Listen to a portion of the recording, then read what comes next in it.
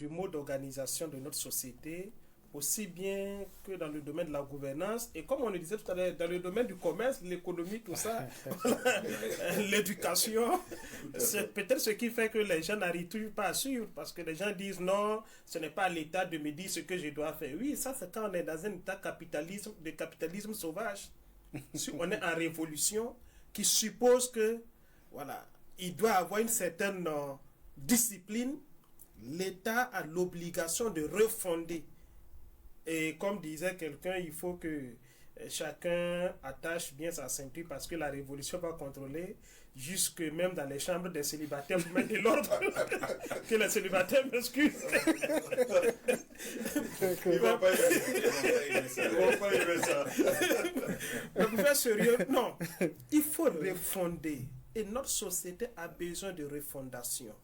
Et cette refondation, je pense que avec les différentes mesures qui se prennent, certainement, voilà, d'un moment à l'autre, on pourra atteindre un niveau où véritablement au Burkina Faso, on sentira que la RPP a véritablement les deux pieds, enfin, je vais dire quoi, les Burkinabés ont les deux pieds dans la révolution.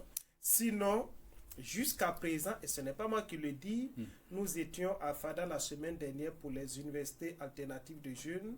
Il y a un doyen qui a pris la parole là-bas et qui dit qu'il a l'impression que jusqu'à présent, nous avons, nous, les Burkinabés, un pied dans la révolution et un pied dans la démocratie bourgeoise. Donc, il faut les deux pieds dans la révolution. Il faut les deux pieds dans la révolution. D'accord, en 15 secondes. Oui, dans la révolution. Et je suis d'accord avec Farga. Okay. Les notions de transition, il faut qu'on en finisse. Les 25 et 26 mai 2024, quand on allait aux assises pour prolonger le mandat du président capitaine Ibrahim Traoré, on a dit qu'il ne s'appelle plus président de la transition, mais il s'appelle simplement président du Burkina Faso, chef de l'État.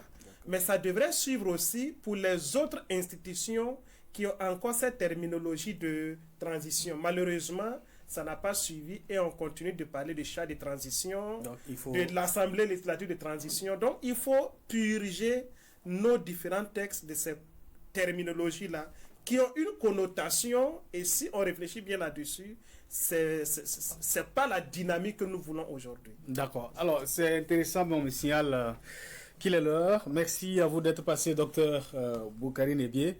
J'espère que les internautes seront cléments avec vous aujourd'hui.